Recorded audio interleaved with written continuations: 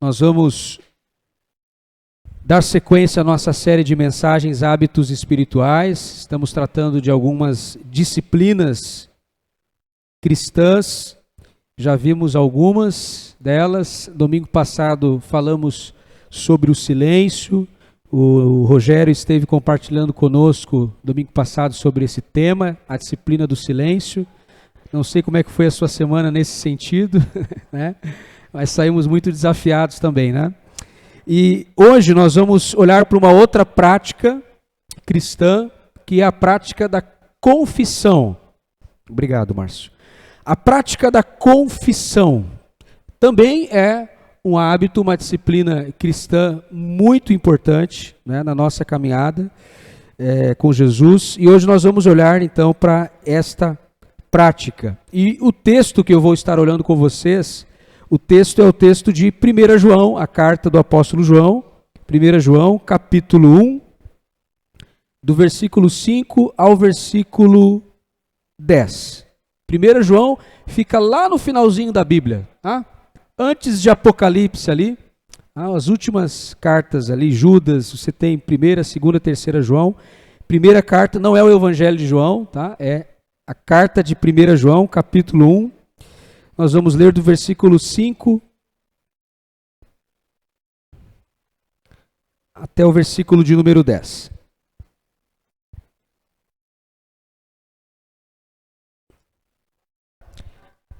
Esta é a mensagem que dele ouvimos e transmitimos a vocês. Deus é luz, nele não há treva alguma. Se afirmarmos que temos comunhão com ele, mas andamos nas trevas, mentimos e não praticamos a verdade. Se porém andarmos na luz, como ele está na luz, temos comunhão uns com os outros, e o sangue de Jesus, seu Filho, nos purifica de todo o pecado. Se afirmarmos que estamos sem pecado, enganamos a nós mesmos, e a verdade não está em nós. Se confessarmos os nossos pecados, ele é fiel e justo para perdoar os nossos pecados e nos purificar de toda injustiça. Se afirmarmos que não temos cometido pecado, fazemos de Deus um mentiroso, e a sua palavra não está em nós. Até aqui, meus irmãos. Eu tenho percebido que nos dias de hoje, nos tempos que nós estamos vivendo, pouco tem se falado sobre o pecado. E muitas igrejas hoje por aí não tratam mais pecado como pecado. E nós precisamos tratar o pecado como pecado. Essa igreja é uma igreja que trata o pecado como sendo pecado. Eu sei, meus irmãos, que falar sobre a questão do pecado, às vezes, é uma questão que traz um pouco de desconforto, né? Em muitos lugares você não ouve mais falar sobre pecado, porque é um tipo de pregação, de mensagem, que gera um desconforto no nosso coração. Muitas pessoas se sentem ofendidas quando o assunto é pecado. E muitas pessoas hoje, pregadores, pastores, evitam falar de pecado. Só que o pecado é um tema que está presente na palavra de Deus. Não podemos nos eximir de falar. Mesmo que nos ofenda, porque o evangelho também nos ofende, né? O pregador John MacArthur, ele diz o seguinte, né? Nós passamos a nossa vida toda ofendendo a Deus. Por que de vez em quando também a gente não pode ser ofendido, né? Com o evangelho? Porque a palavra de Deus, o evangelho verdadeiro, ele nos confronta. Ele confronta o nosso pecado. Então, nós somos uma igreja que trata o pecado como sendo pecado. Esse texto que nós lemos da carta de 1 João é um texto que tem muito a nos ensinar quando se trata de lidarmos com a realidade do nosso pecado. E interessante, meus irmãos, que quando nós paramos para refletir sobre o problema do pecado, gera muita dúvida e confusão na mente de muitas pessoas, porque algumas pessoas vão dizer o seguinte: Jesus já venceu o pecado na cruz. Ele já resolveu o problema do nosso pecado. Ele veio para morrer na cruz pelos nossos pecados. O que levou Jesus à cruz foi os nossos pecados. Ele foi crucificado por causa dos nossos pecados. Então, mas na cruz ele já resolveu o problema do nosso pecado. Ele já venceu o pecado. Então eu não preciso mais lidar com o problema do pecado? Se Jesus venceu, será que eu preciso lutar contra o pecado todo dia? Será que o pecado continua sendo uma realidade na minha vida? Porque se Jesus já venceu o pecado, por que eu tenho que vencer o pecado todo dia? É uma dúvida que surge na mente de muitas pessoas. E esses dias eu vi até um pregador, né, assim, falando, dizendo que nós não precisamos vencer o pecado mais, porque Jesus já venceu. Será que é assim? Será que isso está correto? Jesus venceu o pecado, eu não preciso mais vencer, lidar com o pecado? Não, meus irmãos, não. Em que sentido Jesus venceu o pecado? Como é que a gente resolve essa equação? Quando a gente olha para a questão teológica, como é que a gente lida com esse conflito, né? Com essa questão? Da perspectiva da justificação, nós já fomos libertos da condenação do pecado. Quando se trata da justificação, o pecado não é mais um problema. Nós não estamos mais debaixo da condenação do pecado. Então, Jesus já nos libertou da condenação do pecado. E a justificação é um ato instantâneo. No momento que você crê em Jesus e que você recebe o perdão que Ele te oferece, quando você coloca a sua fé, sua confiança na obra que Ele realizou, nesse momento, instantaneamente, você deposita sobre Jesus a sua culpa, o seu pecado, e você recebe então nesse momento a justiça de Cristo. Você é revestido com a justiça de Cristo, e nesse momento é como se você não tivesse mais pecado diante de Deus e aos olhos de Deus. Você é justificado. A palavra justificação no Novo Testamento, Paulo vai utilizar muito essa palavra na carta que ele escreve aos Romanos, é um termo forense, que ele é usado no contexto de um tribunal. Nós somos absolvidos, nós não temos mais culpa. Aos olhos de Deus, você não é mais culpado. Porque Deus passa a nos ver agora através do seu Filho, do sacrifício do seu Filho, da obra que o seu Filho realizou na cruz. Justificação. Eu não tenho mais que lidar com a condenação do pecado. Eu não sou mais condenado pelo pecado. Então, na perspectiva da justificação, nós já fomos libertos da condenação do pecado. Na perspectiva da santificação, nós estamos sendo libertos do poder do pecado. E a santificação é esse processo que nós estamos vivendo após a nossa conversão, em que nós estamos nos tornando cada vez mais parecidos com Jesus. Nós estamos caminhando em direção a esse alvo que é o caráter de Cristo, ter o caráter de Cristo formado em nós.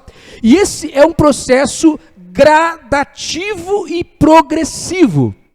Então, toda pessoa que se converteu, que se tornou um discípulo de Jesus, ela vai vivenciar esse processo que na teologia nós chamamos de santificação. Ela está sendo santificada, ela está se tornando cada vez mais semelhante a Jesus. Da perspectiva da santificação, nós estamos sendo libertos do poder do pecado. É algo que está acontecendo, né? No gerúndio, né? Estamos sendo libertos do pecado. Da perspectiva da glorificação, nós seremos livres da presença do pecado. Um dia, quando nós estivermos com Jesus, quando nós estivermos na presença de Deus e desfrutarmos da glória de Deus, nós não vamos mais precisar nunca mais lidar com o problema do pecado. Esse dia vai chegar, né? Se tem um lugar que não existe pecado, é no céu. Então, um dia nós vamos ser libertos da presença do pecado. Estamos sendo libertos do poder do pecado, mas um dia seremos libertos da presença do pecado. Mas se tratando de hoje, nós estamos lidando com o problema do pecado. Estamos vencendo o pecado dia após dia na nossa vida. E, meus irmãos, quando o apóstolo João escreve essa carta, ele escreve em resposta a uma heresia que estava surgindo naqueles dias. Uma heresia chamada gnosticismo. O problema do gnosticismo é um problema que os apóstolos vão ter que lidar com esse problema durante todo o primeiro século. A igreja do primeiro século, ela enfrentou, ela combateu essa ameaça que é chamada de gnosticismo. Era uma heresia que estava se infiltrando dentro da igreja, muitos mestres gnósticos que estavam distorcendo o evangelho, que estavam trazendo ensinamentos falsos a respeito do evangelho. E um ensinamento falso que eles estavam trazendo, qual era, né? Se eu já me converti, se eu criei em Jesus, se eu já sou salvo, eu posso fazer o que eu quiser com o meu corpo agora. Os gnósticos diziam que a matéria ela é má, né? O problema está na matéria. Por isso que eles acreditavam que Jesus não veio a esse mundo em forma humana. Deus não encarnou. Eles não criam na encarnação de Cristo, os gnósticos. Dos dias de Paulo, dos apóstolos, eles não criam na encarnação. Eles negavam a encarnação. Porque eles acreditavam nisso, que a matéria é má. O problema está na matéria. A nossa alma é pura, o nosso corpo não. E esse tipo de heresia foi se infiltrando dentro da igreja daqueles dias, e o apóstolo João, ele era um pastor preocupado com a sua igreja, e ele vai escrever e ele vai dizer, olha, vocês precisam tomar cuidado com esse tipo de ensinamento. Vocês precisam tomar muito cuidado. Quer dizer, eu posso fazer o que eu quiser com o meu corpo, porque o que importa é a minha alma. O importante é a minha alma. Então, aquilo que eu faço com o meu corpo, eu posso viver uma vida de imoralidade. Eu posso ser escravo dos meus desejos e apetites. Posso viver de qualquer forma. Posso destruir o meu corpo. Porque o que importa é a minha alma. Então João diz, olha, não é isso que o Evangelho diz. Então ele começa aqui o texto de 1 João, a sua carta, no versículo 5, dizendo que a mensagem que nós ouvimos e transmitimos a vocês é que Deus é luz e nele não há treva alguma. Em Deus, no caráter de Deus, não há qualquer mancha, não há qualquer pecado. Deus é 100% santo, puro. Não há mácula em seu caráter. Deus é luz. Ele é luz. A primeira frase da Bíblia em Gênesis capítulo 1 a primeira coisa que Deus disse foi, haja luz. Ele chamou luz para dentro da escuridão. Havia trevas, havia escuridão e Deus disse, haja luz. A mensagem do Evangelho é essa. Deus é luz. E nós, quando vivíamos nas trevas, à medida em que vamos nos aproximando desta luz, os nossos pecados, eles vão sendo expostos. A nossa essência, aquilo que está dentro de nós, vai sendo iluminado por essa luz. E nós começamos a conhecer mais a Deus, o caráter de Deus, começamos a nos aproximar de Deus, e nós vamos então reconhecendo e olhando para as nossas mazelas, para os nossos pecados, e nós vamos tendo uma postura e uma atitude diferente. E aí no versículo 6 ele diz, se afirmarmos que temos comunhão com Ele, mas andamos nas trevas, mentimos e não praticamos a verdade. O apóstolo João está dizendo, como assim? Você diz que você é cristão? Você diz que você é um filho de Deus? Você diz que você está em comunhão com Deus? Mas você está vivendo nas trevas. Isso não é compatível. Há uma incompatibilidade aqui. Se você foi chamado para a luz, se Deus é luz, se nós estamos procurando viver na luz, andar na luz, como é possível nós ainda vivermos na escuridão, nas trevas? Meus irmãos, quando nós temos um encontro real, verdadeiro com Jesus, há uma mudança radical na nossa postura. Essa mudança, ela é visível. Ela é visível. É impossível termos uma experiência real, verdadeira com Cristo e continuarmos os mesmos. Há uma mudança de mente, há uma mudança de caminho, há uma mudança de postura, há uma mudança de valores. A nossa vida, ela vai tomando um novo sentido, um novo significado, porque agora a luz de Deus irrompe sobre a escuridão do nosso coração. Onde havia ignorância, onde havia trevas, agora há entendimento, há compreensão, há clareza. E nós estamos caminhando nessa luz. Então o apóstolo João vai dizer, não tem como você dizer que você está em comunhão com Deus, se você ainda vive nas trevas. E essa metáfora na Bíblia, esse dualismo, né, ele sempre vai estar presente, luz e trevas. A gente sempre vai perceber esse dualismo na Bíblia, luz e trevas. A Bíblia fala sobre as obras, né, os filhos da luz, os filhos das trevas. A Bíblia vai falar que nós fomos transportados das trevas para a luz. Então essa metáfora está presente em toda a Bíblia, desde Gênesis. Então o apóstolo João vai se valer dessa imagem para ilustrar o fato de que nós agora recebemos uma nova vida. Que em Cristo nós passamos a ter uma nova conduta, um novo jeito de viver. Então não há como dizer que temos comunhão com Deus se nós ainda vivemos nas trevas. E aí, meus irmãos, nós vamos percebendo aqui que a verdadeira comunhão com Deus, ela só é verdadeira na perspectiva de João, que escreveu essa carta, se ela cumpre essas condições que ele vai colocar aqui. Andar na luz, ter comunhão com Deus, ter comunhão com os nossos irmãos, uns com os outros, uma comunhão verdadeira, genuína, autêntica, ela requer algumas condições. Não há verdadeira comunhão com Deus e com os nossos irmãos sem que essas condições estejam presentes. Quais condições? Uma primeira condição está no versículo 8, que eu vou olhar com vocês.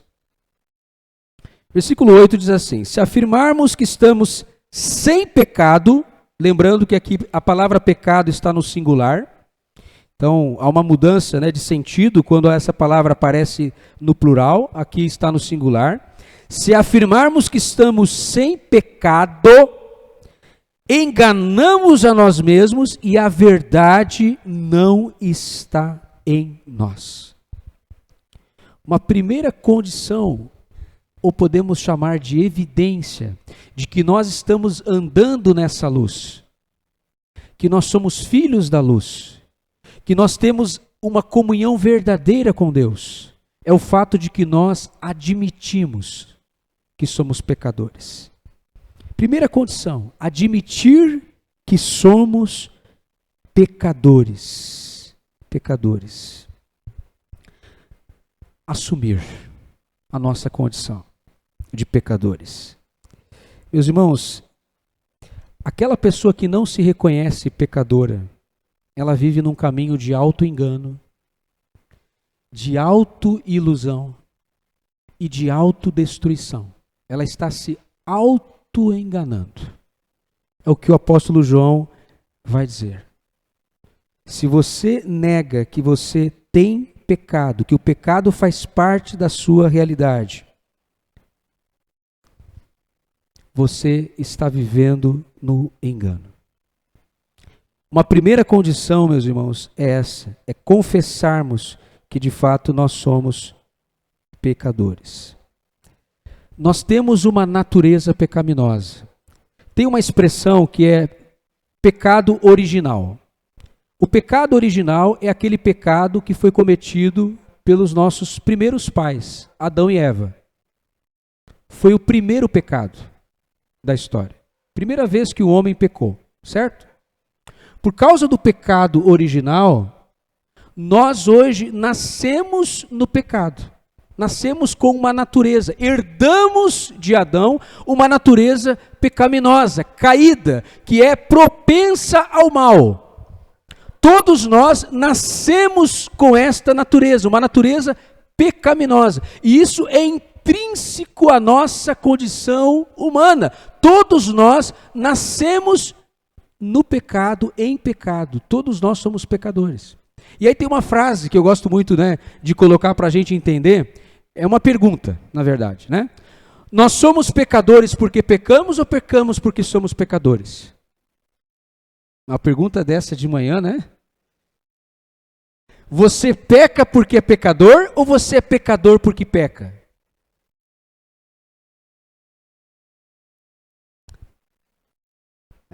Biblicamente falando, qual é a frase que está correta aqui? Nós pecamos porque somos pecadores. Nós não somos pecadores porque pecamos. Nós pecamos porque nós somos pecadores. É isso que nós somos.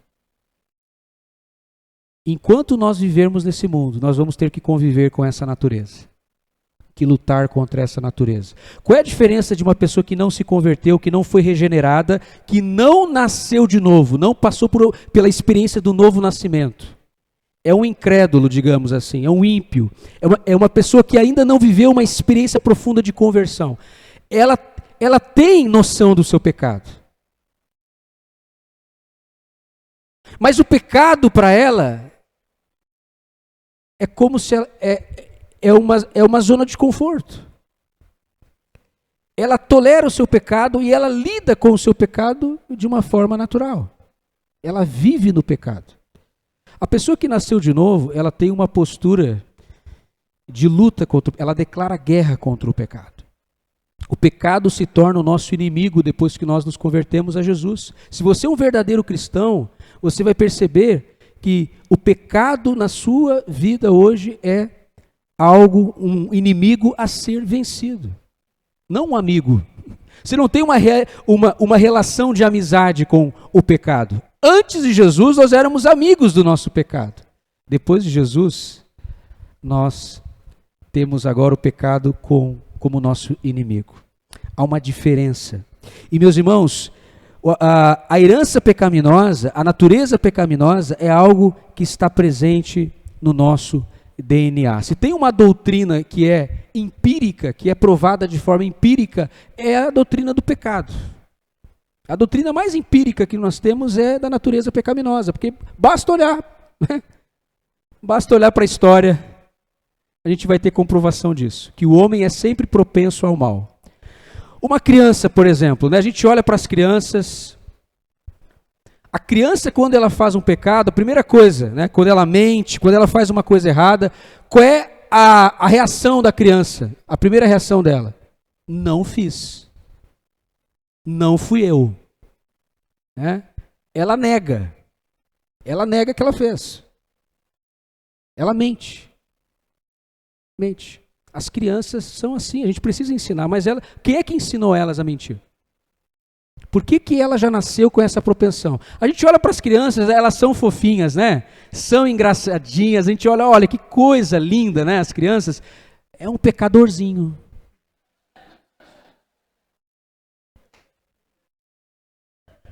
É uma pecadorzinha. Lindo, engraçadinho, fofinho, mas é um pecadorzinho. Eu convivo entre pecadores. Na minha casa não tem santo, viu, irmãos? Não tem santo. Não tem ninguém com auréola, não tem ninguém com asa, né? Não tem. Se procurar aqui atrás, você não vai ver asa nenhuma aqui, né?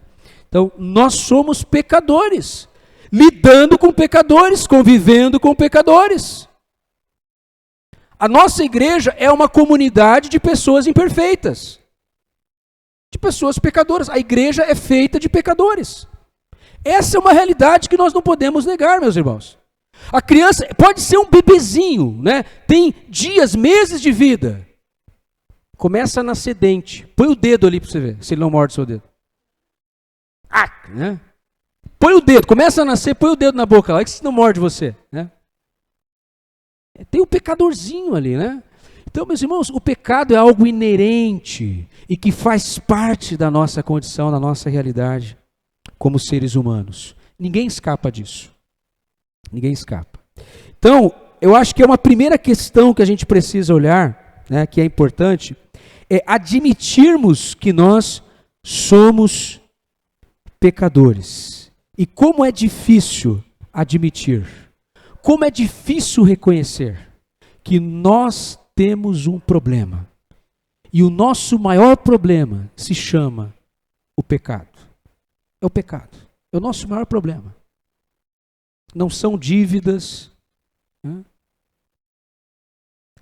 Não é escassez de recursos. O nosso maior problema hoje não são coisas materiais, externas. O nosso maior problema hoje está dentro de nós e se chama pecado. É o pecado. Então, em primeiro lugar, o verdadeiro cristão, o verdadeiro filho de Deus, ele vai admitir, ele vai reconhecer que ele é um pecador contumaz. A sua propensão, a sua tendência é sempre para o mal. Segundo lugar, nós precisamos também confessar os nossos pecados. Admitir que somos pecadores e, segundo lugar, confessar os nossos pecados. Versículo 9, veja o que diz ali no versículo 9. Se confessarmos, eu quero que você aqui preste bem atenção nesse se. Tá? Se confessarmos os nossos pecados, Ele é fiel e justo para perdoar os nossos pecados e nos purificar de toda injustiça. Se confessarmos os nossos pecados. Esse se aqui é uma condição. É uma condição. Se confessarmos os nossos pecados, Ele é fiel e justo para nos perdoar. Deus não perdoa pecado que não é confessado.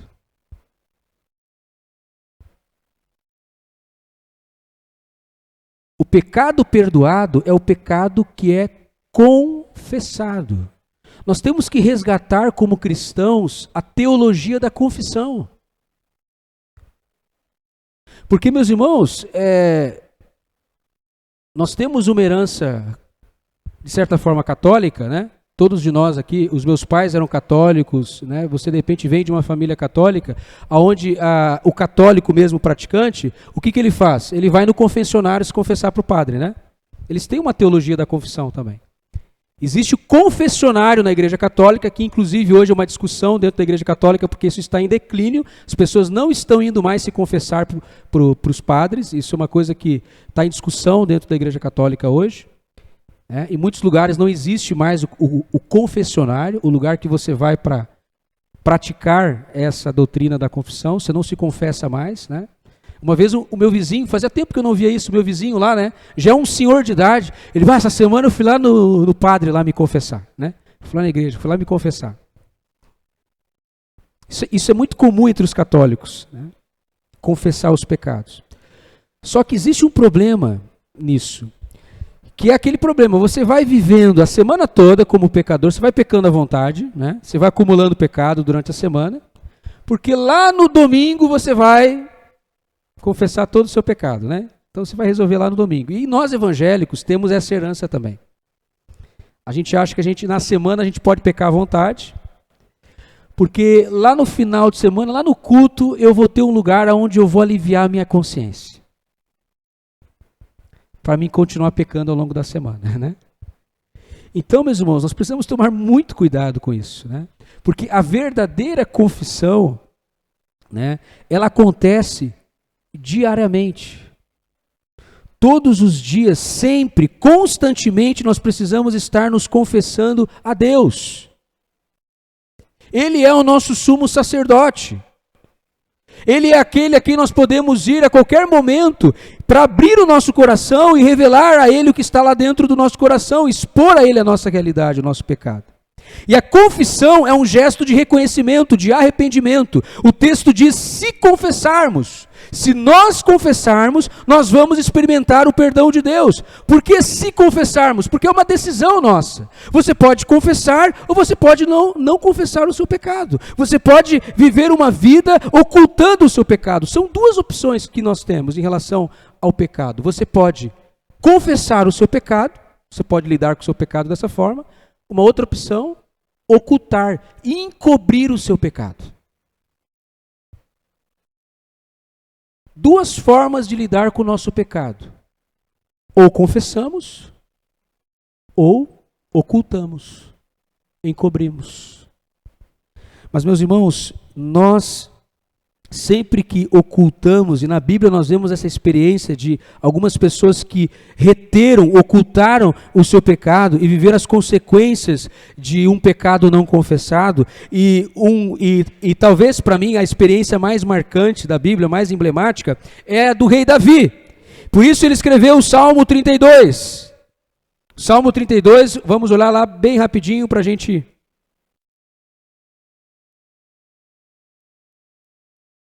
É um texto que vale a pena a gente olhar. Salmo 32, de número 32, versículo 3 ao 7. Enquanto eu mantinha escondidos os meus pecados, o meu corpo definhava de tanto gemer. Pois dia e noite a tua mão pesava sobre mim, minhas forças foram se esgotando como em tempo de seca. Então reconheci diante de ti o meu pecado e não encobri as minhas culpas e disse: confessarei minhas transgressões ao Senhor, e tu perdoaste a culpa do meu pecado. O pecado, meus irmãos, ele pesa. Pesa na nossa consciência, pesa no nosso corpo. Nós podemos sentir os efeitos do pecado não confessado no nosso corpo. O pecado produz sofrimento físico, o sofrimento espiritual, sofrimento psicológico também. Nós somos afligidos do ponto de vista psicológico também por causa de um pecado não confessado. E Davi está compartilhando essa experiência. O preço de ocultar o pecado é maior do que o preço de confessar. Quando você confessa o seu pecado, é difícil, não é fácil. Mas quando você não confessa, você paga um preço muito maior de ocultar, de encobrir. Porque não faz parte da nossa natureza confessar. Nós temos a tendência sempre de esconder. Nós aprendemos direitinho com os nossos primeiros pais, né? Adão e Eva, quando pecaram, a primeira coisa que eles fizeram foi se esconder. Foi algo instintivo. Eles ouviram a voz de Deus no jardim e se esconderam de Deus. Essa é a nossa reação natural diante do pecado. Nós nos escondemos. Não é da nossa natureza confessar. Não é fácil confessar. Mas nós temos muitos exemplos na Bíblia de pessoas que confessaram o seu pecado e experimentaram do perdão de Deus. E aqui, meus irmãos, é o último ponto que eu gostaria de enfatizar com vocês. Que depois de confessarmos os nossos pecados, nós então nos apropriamos do perdão de Deus. Versículo 9 do texto de João. Se confessarmos os nossos pecados, Ele é fiel e justo para perdoar os nossos pecados e nos purificar de toda injustiça. Ele é fiel e justo para nos perdoar. Como é bom saber que quando confessamos, recebemos perdão gratuito de Deus. Deus não sonega a sua graça. Deus não retém o seu perdão. Deus está disposto a nos perdoar. Como é bom saber, meus irmãos, que sempre que nós recorremos a Deus, confessando os nossos pecados a Ele, nós vamos experimentar da sua graça, da sua misericórdia, do seu perdão. Ele sempre está pronto a perdoar. Se confessarmos, Ele é fiel e justo para nos perdoar de todo o pecado. Todo o pecado. Qual é o jogo do diabo? colocar culpa sobre o pecador. A pessoa que peca, ela já está culpada, ela já está se sentindo mal porque pecou. O verdadeiro cristão, ele já começa a perceber que o Espírito Santo de Deus que habita nele está o convencendo do seu pecado. A Bíblia diz que o Espírito Santo veio para isso, para convencer o mundo do pecado, da justiça e do juízo de Deus. O Espírito Santo age sobre as nossas consciências. O Espírito de Deus trabalha em nós a fim de trazer à tona o nosso pecado, não para nos punir, não para colocar sobre nós um peso de culpa. Por isso que a Bíblia, ela é cuidadosa. A Bíblia, quando vai tratar do convencimento, essa expressão para mim ela é muito importante, ela é muito preciosa. O Espírito Santo, ele nos convence. Ele não nos acusa do nosso pecado. Quem nos acusa é o diabo. Satanás, ele é o acusador dos crentes. Martinho Lutero um dia estava traduzindo a Bíblia para o alemão, e ele estava lá confinado, concentrado nos seus estudos, e de repente ele tem uma experiência, ele diz que o diabo aparece para ele. O diabo começa a falar com ele e diz: você é um pecador. Você não merece a graça de Deus. Você não é digno do perdão de Deus. E o diabo começa a apresentar para Lutero uma lista com todos os seus pecados. E o diabo chega diante de Lutero e apresenta aquela lista para Lutero. É claro que Lutero sabia que ele era um pecador. Mas o diabo o acusa e coloca diante de Lutero aquela lista de pecados. E Lutero olha para Satanás e diz assim: eu sei que eu fiz tudo isso, eu sei que eu sou um pecador, mas eu sei que o sangue de Jesus já me lavou e purificou de todo o meu pecado. Eu te repreendo. Ele repreende o diabo ali. Ele tinha uma pena que ele estava escrevendo na mão, aquela pena com tinta, e ele joga aquela pena, e aquela pena toca na parede, E você tem até hoje, lá no castelo onde ele estava, até hoje você tem na parede ali a tinta da pena que estava com ele, e ele relata essa experiência que ele viveu. Muitas vezes o diabo vai chegar para nós e ele vai nos acusar dos nossos pecados. Mas, meus irmãos, fique com a palavra de Deus. Creia no perdão de Deus. Tenha fé e confiança que Deus é um Deus que perdoa. Não duvide do caráter de Deus. Não duvide da misericórdia de Deus. Não duvide da bondade de Deus. Deus é um Deus de graça, de amor, de misericórdia. Ele é um Deus que nos perdoa. Ele tem prazer em nos perdoar. Sempre que Ele está diante de um pecador arrependido, contrito, quebrantado, que confessa o seu pecado, Ele tem prazer em nos perdoar. Ele nos perdoa. A Bíblia diz que Deus, Ele não despreza um coração quebrantado e contrito, não desprezará a Deus. Deus não despreza.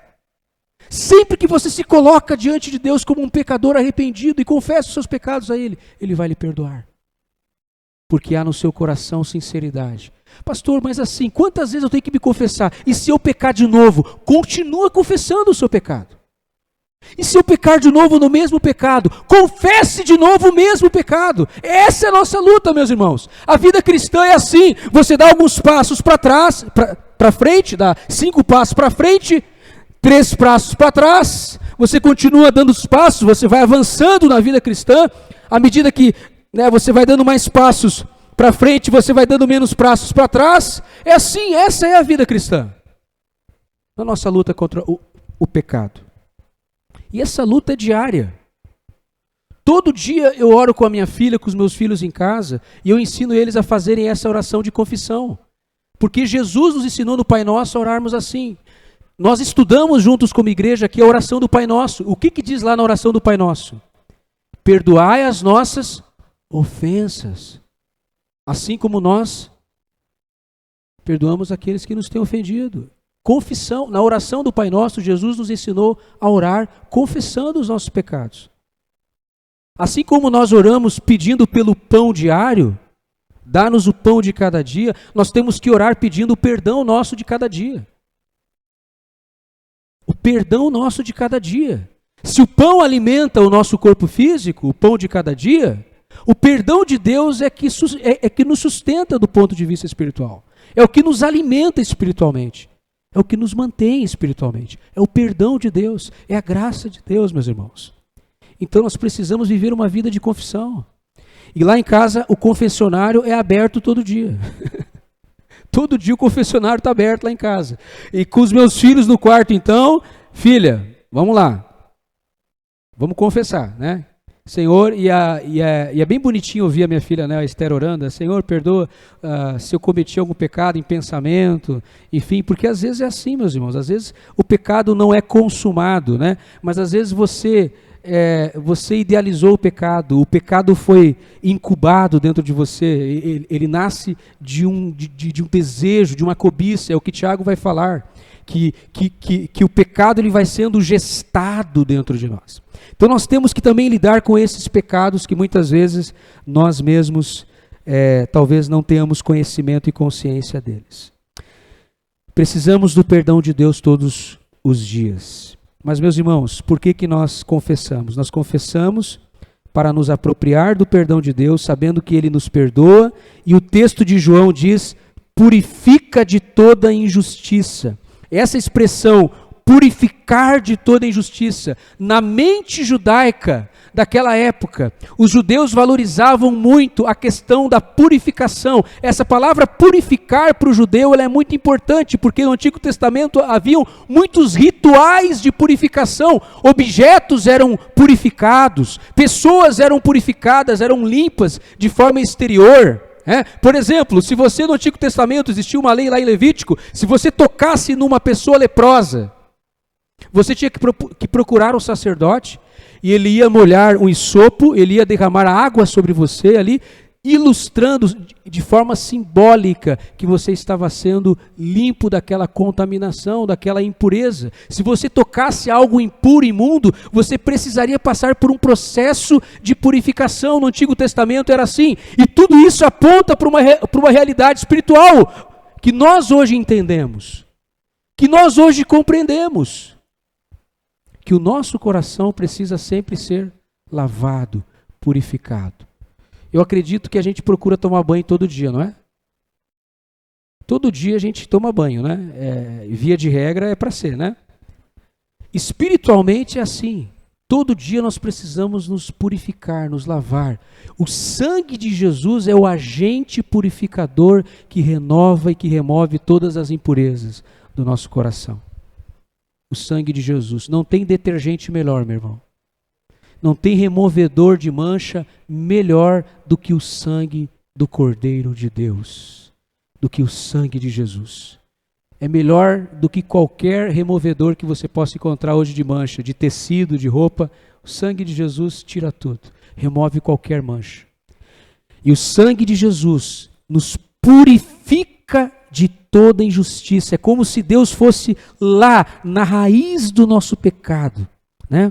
Fosse lá dentro do nosso coração e nos limpasse, realizasse uma verdadeira limpeza no nosso coração, criando em nós, como o salmista diz, um coração puro. Salmo 51. Cria em mim, Senhor, um coração puro e um espírito estável. Cria em mim. A palavra criar ali é a palavra bará. Salmo 51, se você quiser anotar, do capítulo 51, do versículo 7 ao 12. Cria em mim um coração puro. A palavra ali usada pelo salmista é a palavra bará, que aparece lá em Gênesis, capítulo 1, versículo 1. No princípio, Deus criou. Bereshit bara Elohim. No princípio Deus criou. Bará é criar. Essa palavra criar no hebraico, meus irmãos, ela só aparece na Bíblia se referindo a Deus. Somente Deus é criador. Somente Ele pode criar algo do nada. Do nada. Somente Ele tem esse poder de criar. Deus. Bereshit bara Elohim. No princípio Deus criou todas as coisas. E o salmista vai usar a mesma expressão aqui. Cria em mim um coração puro. Nós não temos esse poder de criar um coração puro em nós. Uma consciência pura. Nós não temos esse poder. Mas quando nós nos aproximamos diante de Jesus diante desse Deus que é amor, que é misericórdia, que é perdão, nós vamos experimentando isso, meus irmãos. Ele cria em nós um novo coração, um coração puro, um coração limpo. Ele tem esse poder. E o salmista vai dizer: restaura a alegria da minha salvação. Restitui a alegria. Sabe uma coisa que tira a alegria da nossa salvação? É quando nós não confessamos os nossos pecados. Quando nós guardamos o nosso pecado para nós. Quando nós encobrimos, ocultamos.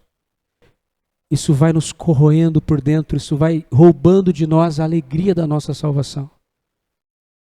Por isso que no contexto do arrependimento, do quebrantamento, da confissão, o salmista vai dizer: restitui a alegria da minha salvação, Senhor. O perdão de Deus restitui a nossa alegria. De repente você não tem experimentado essa verdadeira alegria de ser cristão, de estar com Deus. Talvez o que está por trás disso, desse seu sentimento de tristeza, de melancolia, seja algum pecado que você ainda não tenha confessado. Talvez essa enfermidade física que você está vivendo hoje, talvez uma doença física, seja reflexo de um pecado não confessado. Seja uma doença psicossomática, que tem origem na alma. Adoece o corpo. O seu físico sofre, o seu corpo físico sofre, mas é uma doença que se originou na sua alma. É uma doença psicossomática, por causa de pecados que não foram confessados. Eu brinquei aqui hoje, né, que quase as pessoas não têm a prática de se confessar, né? Mas porque hoje o confessionário da Igreja Católica se tornou hoje o consultório do terapeuta. As pessoas vão se abrir com quem hoje? Com o psicólogo. Você pode confessar no seu quarto lá o seu pecado com Deus, tratar isso com Deus diante de Deus. Mas também você pode procurar uma pessoa madura em Cristo. Isso já aconteceu e tem acontecido aqui na nossa igreja. Nós estamos querendo criar aqui entre nós, irmãos, um ambiente de transparência. Com maturidade, com zelo, com cuidado. É claro que você não vai abrir o seu coração com qualquer pessoa, mas você pode encontrar uma pessoa madura na fé, um cristão maduro e experiente, que vai ouvir você, que vai ouvir o seu pecado e não vai se escandalizar com o seu pecado, mas vai acolher você, vai abraçar você, vai chorar com você, vai orar por você e vai ajudar você a se erguer. Porque a Bíblia diz que é melhor ser dois do que um, porque quando um cair, o outro vai estar lá para quê? Para levantar, para dar suporte. Isso é ser igreja, isso é fazer parte do corpo de Cristo. Muitas vezes você vai ser aquele que vai levantar aquele que está caído, mas muitas vezes você vai ser aquele que está caído e vai precisar de alguém que te levante, que te erga, que te coloque de pé novamente. Então, às vezes é bom, irmãos, a gente procurar alguém da nossa confiança e confidenciar a essa pessoa algo que está nos corroendo, nos oprimindo, nos afligindo. Você vai perceber o quanto isso vai trazer de benefício para a sua vida espiritual, para os seus relacionamentos. Você vai ver que vai sair de cima dos seus ombros um peso que você talvez está carregando por anos, esse peso com você, sendo que você poderia repartir com alguém isso, alguém da sua confiança. Abra o seu coração, procure um líder, um pastor, um discipulador, alguma pessoa que foi capacitada e é qualificada para isso, para ouvir. É qualificada para ouvir e acolher aquilo que está sendo dito. Meus irmãos, o ambiente da igreja precisa ser esse ambiente. A igreja precisa ser esse lugar, onde nós não temos milindres, onde nós falamos abertamente quem nós somos. Nós somos pecadores. Nós criamos e educamos filhos pecadores. Nós casamos com um cônjuge que é pecador. Nós somos uma comunidade de pecadores. Quais eram as pessoas que mais se sentiam à vontade com Jesus? Quem se reconhecia pecador. Quem tinha lugar à mesa com Jesus eram os pecadores. Sentiam em casa, à vontade. Que essa igreja seja uma igreja de pessoas imperfeitas, que estão procurando ser cada dia mais parecida com Jesus. Cada dia mais parecidas com Jesus. Eu quero dizer para você que hoje nós vamos nos aproximar da mesa do Senhor com essa consciência de que nós somos pecadores, cometemos pecados, confessamos os nossos pecados, recebemos o perdão de Deus, nos apropriamos desse perdão pela fé, cremos que já fomos perdoados, então o nosso pecado não nos define, o nosso passado não nos define, quem nos define é a cruz. A cruz de Cristo é o que nos define. Não é o seu pecado que te define, é a cruz de Cristo. É o Calvário que define a sua vida, a sua história. Eu quero pedir para o grupo colocar aquela parte da música que fala, dessa música, dessa letra, que diz, não vou esconder, né? Ali, se a Vitória puder colocar ali para nós.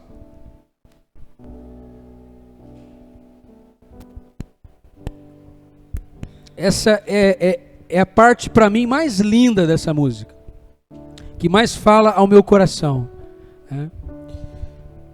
Eu acho que ela não tinha sido avisada da troca, né, da música. Qual é a música? Vida aos sepulcros. Hã? Vida aos sepulcros. Isso, Vida aos sepulcros. A parte que fala sobre isso aí. Olha um trechinho dessa música aqui. Talvez você já cantou essa música várias vezes aqui na igreja, mas não parou para refletir nesse trecho da música, nessa estrofe. Olha só. Não tenho medo de expor minhas fraquezas, defeitos e falhas. Não vou esconder, um amigo encontrei. Não tenho medo de expor minhas fraquezas, minhas falhas. Um amigo encontrei. Talvez a maior virtude de um cristão é admitir que é um pecador. Falho. Eu falhei. Se você, pai, não tem o costume de chegar para o seu filho e dizer, filho, me perdoa, comece a fazer isso para você ver o poder que essa palavra tem na vida do coração dos seus filhos. Filho, eu falei errado com você. Eu gritei com você. Eu não deveria ter dito o que eu disse. Me perdoa. Me perdoa. Experimenta pedir perdão para o seu filho, para você ver o impacto dessa frase no coração do seu filho. Comece na sua casa a viver um ambiente de confissão. Faça da sua casa um confessionário aberto. Não tenho medo de expor minhas fraquezas, minhas falhas. Um amigo encontrei. Amém? Vamos ficar de pé. Enquanto nós cantamos essa canção, você pode sair do seu lugar. Nós vamos nos servir do pão, do cálice. E em breve vamos estar participando juntos da ceia do Senhor. Bom, então, enquanto nós cantamos, você pode já sair do seu lugar, pode vir se servir.